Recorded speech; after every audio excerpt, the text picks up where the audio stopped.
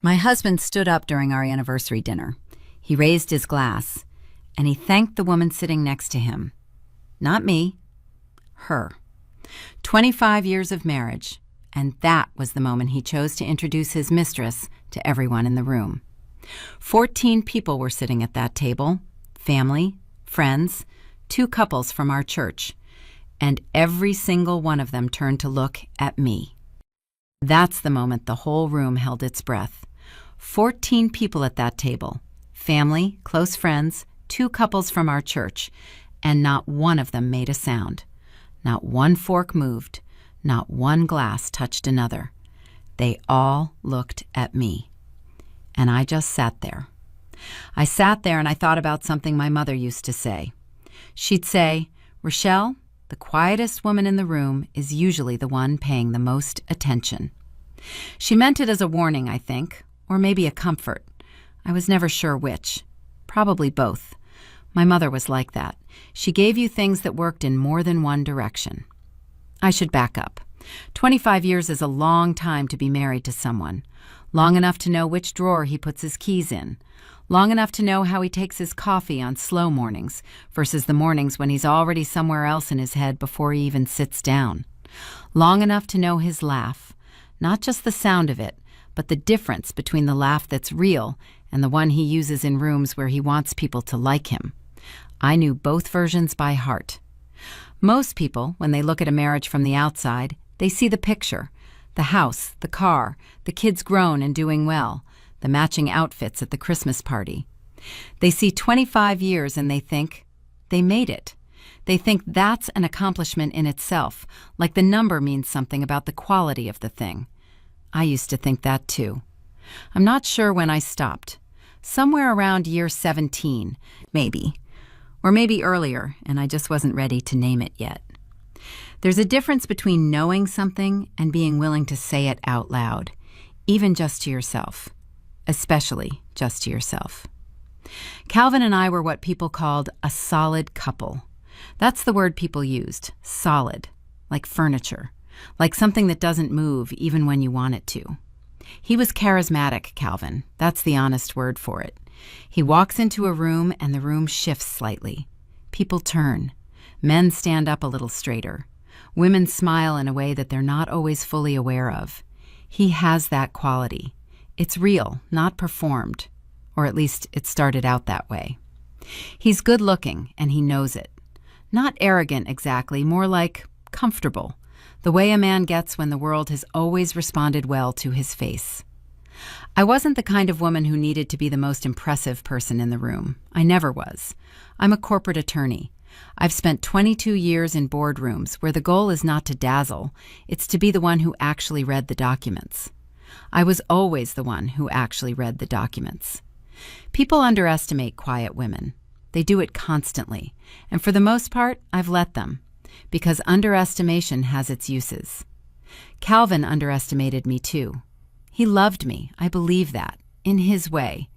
In the way some people love things they've had long enough that they stop seeing them clearly. The way you stop really looking at the painting on your wall after about 2 years. You know it's there, you're glad it's there, you just don't see it anymore. I had become the painting on the wall. The signs were there, of course they were. They're always there. That's one of those things nobody tells you. Not because it's a secret, but because nobody wants to be the one to say it. The signs are always there. You see them. You file them. You tell yourself something else. The late returns from the office that became later. The phone calls he'd take in the other room. The way he stopped asking about my cases. Not in a dramatic way. Not in a way I could point to and say, there, that's the exact moment. Just a gradual, quiet withdrawal of interest. Like water evaporating from a bowl. One day you notice the bowl is empty and you can't say exactly when it happened. His name came up first about 8 months ago, Simone. He said it the way you say a name when you've been careful not to say it, just slightly too casually. Simone from the Hargrove account mentioned, and then the sentence continued, and I let it continue, nodding, thinking, yes, I see you. I didn't say anything. I went to the kitchen and I made a cup of tea I didn't want, and I stood at the counter for a few minutes, and I thought about what I knew and what I could prove, and what, in the end, I actually wanted to do with either of those things. That's the part people don't understand about women like me. It's not that I don't feel things. I feel everything. I just feel it on a delay. Or, no, that's not right either. I feel it immediately. I just don't always respond immediately. There's a difference, a big one. The response is a choice. The feeling is not. The anniversary dinner was my idea. I want to be clear about that. I suggested it. Calvin agreed, seemed genuinely pleased, helped choose the restaurant, a private dining room at a place in downtown Atlanta we'd been to before, the kind of place that does things correctly, white tablecloths and good light and servers who know when to disappear. I planned everything. Flowers, menu, guest list. I sent out the invitations myself, little cards I had printed, because I am the kind of woman who still does things like that, sends actual printed invitations. Some people thought that was old-fashioned. Calvin's sister Denise mentioned it at Thanksgiving. Rochelle, nobody does paper invitations anymore. She said it gently, but she said it. I just smiled. I like paper. I like the weight of things. My best friend Yvonne was there that night. She's been my friend for 31 years. We met in undergrad, and she has seen every version of me, including the versions I'm not particularly proud of. She has the particular quality of very good friends, which is that she says things you need to hear in a voice that doesn't make you want to leave the room. She pulled me aside before the dinner in the parking lot. She said, "Rochelle, I need you to tell me you're okay. Not, are you okay?" She'd moved past the question. She was asking me to confirm something she already suspected wasn't entirely true. I said, "I'm better than okay, Yvonne." And I meant it. By that point, I meant it completely. She looked at me for a long moment the way she does. Then she nodded once. She trusts me. She's always trusted me to know what I'm doing, even when she can't see the whole picture yet. That's a rare quality in a friend. We arrived separately. That wasn't the plan. The plan was to arrive together. But Calvin called me at 4 o'clock and said he was running behind, something with a client. He'd meet me there. His voice was light, unbothered. I said, "Of course, I'll see you there." I hung up and sat in my car in my own driveway for about 3 minutes. Not upset, not surprised, just sitting with it, the way you sit with weather. I drove to the restaurant. I spoke to the host, checked the table, made sure everything was as I'd ordered. The roses were exactly right. The lighting was warm. The room felt like what it was supposed to feel like, a celebration. I put on my reading glasses and looked at the menu one more time, even though I'd already approved it, because I needed something to do with my hands. The guests arrived before Calvin did. His mother, Ms. Evelyn, came in with his brother. She hugged me long and tight the way she always does. And she smelled like the same perfume she's worn for 30 years, something floral and warm. And I felt, I don't know, something moved in my chest. Not grief exactly, just an awareness. I was going to miss her. Not from my life necessarily, but from this version of my life. The version where she was my mother-in-law, and we were the kind of family that had anniversary dinners. I was going to miss that picture. I held on to her a little longer than usual. She pulled back and looked at my face. She said, "You look beautiful tonight, baby." I said, "Thank you, Ms. Evelyn." I wonder now if she knew. Mothers often know. They don't always say it, but they know. He arrived at 7:15. The reservation was for 7. I heard the door before I saw him, that particular shift in the room's energy that happens when Calvin walks into a space. I was in the middle of a conversation with Pastor Reeves and his wife Diane, and I felt the shift before I turned my head. I turned, and there she was. He had brought her. I need you to understand what that moment was like. Not for me, I'm getting to that. For the room. 14 people who had been invited to celebrate 25 years of marriage, and the husband walked in with another woman on his side, already in the middle of a sentence, already laughing at something she'd said, already occupying the room the way he always does. The temperature dropped about 10 degrees. I saw Yvonne across the table. She had gone very still. I saw Denise look at her brother, then look at me, then look at her hands. I saw Ms. Evelyn's face do something complicated, and I smoothed my napkin across my lap. I stood up. I walked over. She was younger than I'd expected. Not dramatically, maybe 38. Attractive, well-dressed. She carried herself with the particular confidence of someone who believed she was winning something tonight. Maybe she thought she was. Calvin said her name, Simone. He said my name, my wife, Rochelle. The word wife, he said it the way you say a word you're not sure still applies. I shook her hand. Her handshake was firm. She looked me directly in the eye. I'll give her that. She looked right at me without looking away, and for a half second I thought, she's not stupid. She's done this before, maybe. Or she's simply the kind of person who goes after what she wants and has decided that looking away would be the same as admitting something. I said, "It's nice to meet you," and I smiled. And I meant it. Not warmly, not welcomingly, just completely. A smile that doesn't ask for anything from anyone. She blinked. I went back to my seat. The dinner proceeded. This is the part that amazes people when I tell this story. Sometimes people expect me to say the dinner erupted, that someone cried or threw something or stood up and said what everyone was thinking. But that's not what happened. That's not how these things go in real life, in my experience. Real life has a terrible tendency to continue normally, even when something is very wrong. The servers brought the first course. People ate.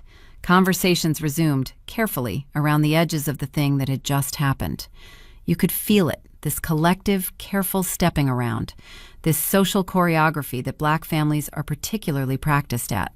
The ability to be in a room where something unspeakable has just occurred and to conduct yourself with absolute dignity until you are somewhere private. It's a skill. I don't always know if it's admirable or just sad. Probably both. Calvin sat at the head of the table. Simone sat beside him. My seat was at the other end. We'd planned it that way, the couple at either head of the table for the milestone dinner. Now, it meant something else. I ate my salad. I spoke to Pastor Reeves about his daughter's new job. I spoke to Calvin's college friend Marcus about his daughter's new school. I was present. I was warm.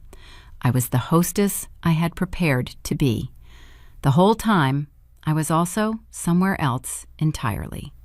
I want to pause here and tell you something. People ask me, later, when they understood more of what had happened, people ask me how I stayed so calm. And I understand why they ask. I do. Because on the surface, it looks like either tremendous self-control or tremendous indifference. And people want to know which. It wasn't indifference. I want to be honest about that. I was not indifferent. There was a moment, around the second course, when I watched Simone lean slightly toward Calvin to say something quiet, and I felt something sharp move through me. Not just hurt. It was something older than that. Something that had been building for months. I don't think I'll pretend that I handled everything perfectly. I'm not sure I handled some of it well at all, if I'm honest. There were months when I told myself stories I shouldn't have, when I made excuses I didn't fully believe, when I knew something and chose to look at a different angle of the room. I did that. I'm not proud of it. But by the night of the dinner, I had already moved past that. I had already done the part that mattered. Earlier that day, I had already, but I'm getting ahead of myself. The toast happened at the end of the main course. Calvin stood up. He tapped his glass, and the room went quiet, and people turned toward him with the expressions of people who are expecting something sweet. A husband toasting his wife at their anniversary dinner. The expected thing. He had been drinking, not excessively, but enough. Enough to decide that whatever was telling him don't wasn't loud enough. He raised his glass. He talked for a moment about the evening, about gratitude, about 25 years. Vague words, the kind of thing you say when you're building to something else. His eyes moved around the table and landed on Simone, and he said her name. He said, I'm going to tell you exactly what he said, because I want you to understand the precision of it. He said, I especially want to raise a glass to someone who has reminded me what it feels like to be truly seen. And he looked at her, at the woman he had brought to his wife's anniversary dinner. The silence in that room was the loudest thing I have ever heard.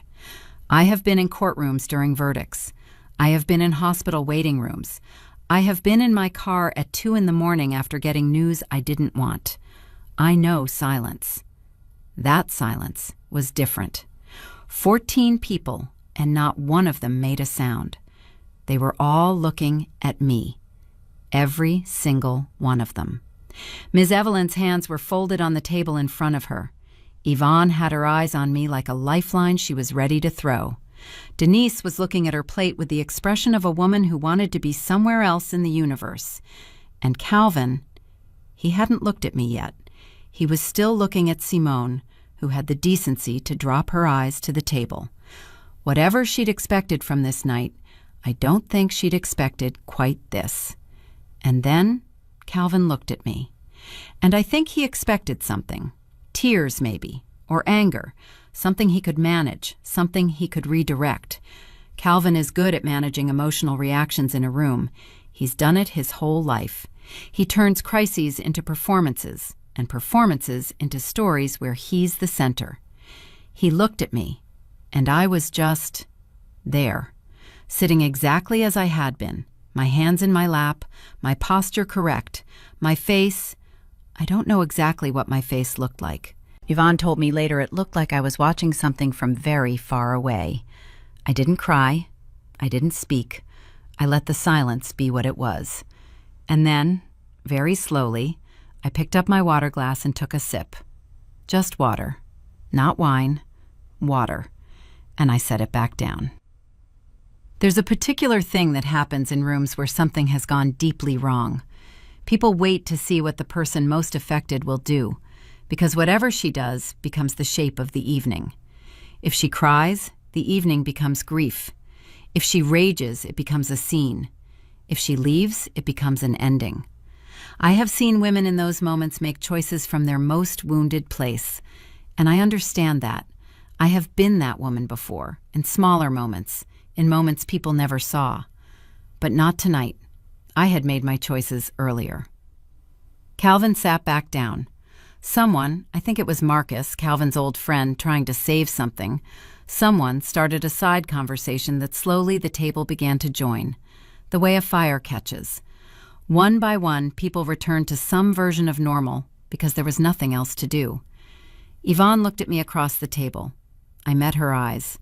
I shook my head, just barely. Not yet. She understood. She has always understood. I should tell you about that morning. The morning of our anniversary, I woke up at 5:30 the way I always do. I made coffee. I sat at my desk. I have a desk in the corner of the bedroom, which Calvin always thought was strange. A desk in a bedroom. But it's where I do my clearest thinking. I opened my laptop. I had an email waiting. From my attorney, not the firm I work at, a different attorney, someone I'd hired privately, someone I trusted, someone who had been working on something for me for the past 6 weeks. The subject line was, confirmed. I read the email twice. Then I sat with it for a while. I thought about 25 years, not with bitterness. I want to be honest about this. Not even primarily with sadness. More like accounting. The way you look at a ledger at the end of a long period. What went in, what came out. What the actual number is once you stop telling yourself a different story. I had built something. In 25 years, I had built something real. Not just the life I shared with Calvin. I mean the work. My work. 18 years of building relationships in corporate law, of being the attorney that CEOs called when they needed someone who would actually read every page of every document, of being the person in the room who saw what other people were too optimistic or too rushed to notice. 3 years ago, I was approached about a partnership opportunity, a real one, equity, decision-making, the kind of position that gets built over decades of doing the work correctly. The kind of thing that once you step into it, changes the shape of everything. I didn't tell Calvin right away. I told myself it was because it wasn't final yet, but that wasn't entirely true. The truth was that I had started to understand, somewhere in year 22 or 23, that Calvin didn't see my work the way I saw it. He was proud of me in the way that people are proud of things that reflect well on them, not in the way that people are proud of something they genuinely understand. He called my work your cases, the way you call something your thing when it belongs entirely to a person you don't share interior life with. I noticed that. I noticed it, and I filed it. The partnership became final 14 months ago.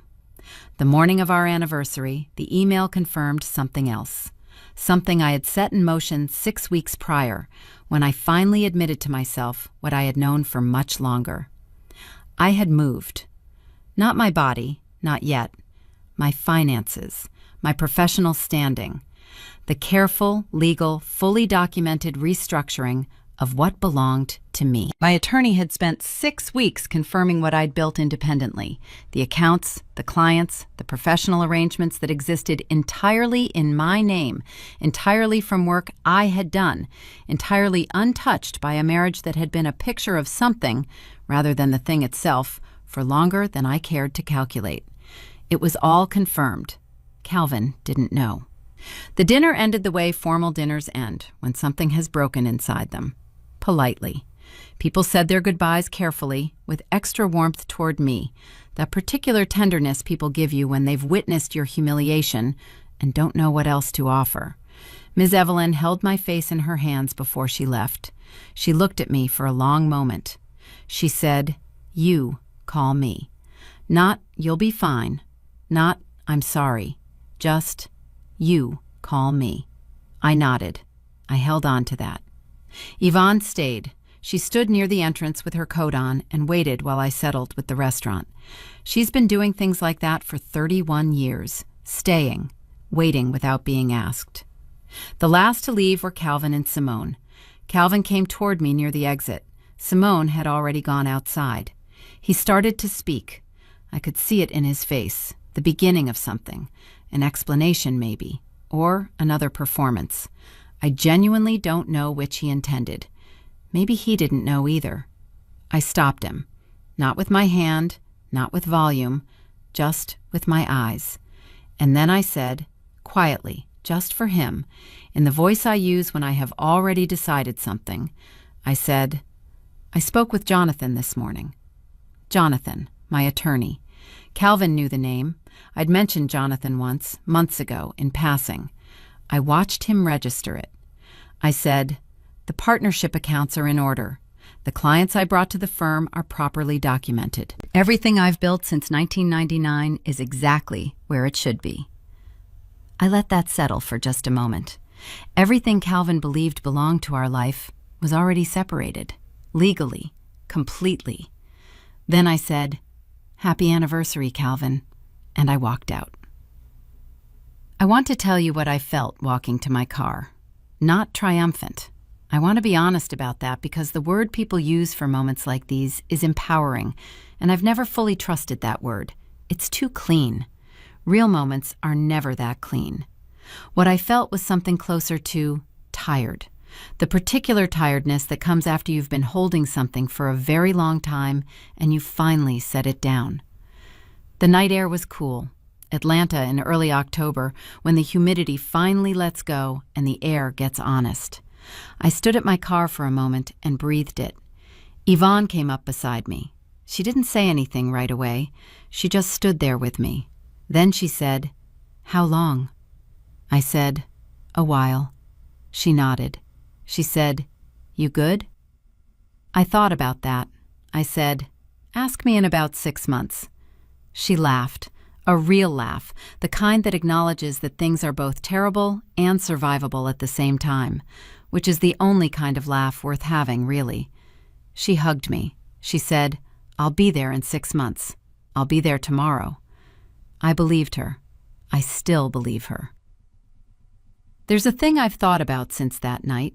Many things, honestly, but one in particular. I've thought about whether I was wrong about any of it. Not the decision. I'm clear on the decision. But the years before it. The ways I stayed quiet when maybe I should have spoken. The stories I told myself when I already knew better. The times I looked at Calvin's face and chose the version of him I wanted to see instead of the one that was actually there. I'm not sure I handled those years perfectly. I'm pretty sure I didn't. There are ways I made myself smaller, ways I let things go that deserved to be addressed, ways I told myself that being composed and being present were the same thing, when sometimes the composed thing and the present thing pointed in different directions. I believe in looking at that honestly, not to punish myself, just because I think the stories we tell ourselves about our own lives are the most important stories there are, and they deserve accuracy.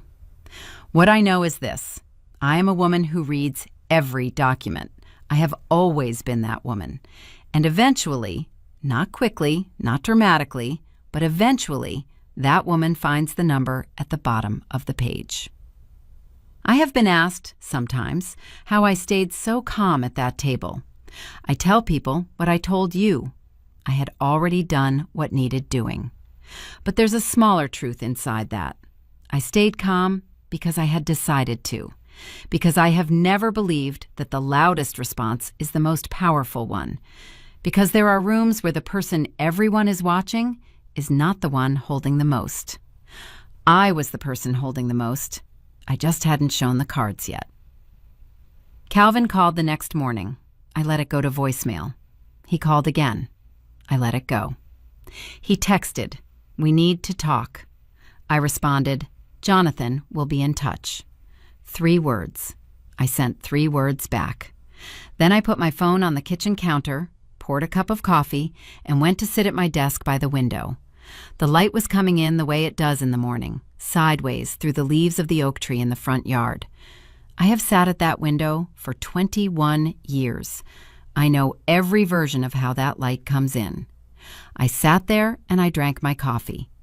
And for the first time in longer than I can honestly name, I felt like the room was exactly the right size. And if you've ever had a moment like that in your life, a moment where you realized your silence said more than anything else could have, then you probably understand what that night meant to me. If you're listening to this story right now, I'd genuinely like to know where you're hearing it from. Tell me your city, or even just your country. It still surprises me how far a story can travel.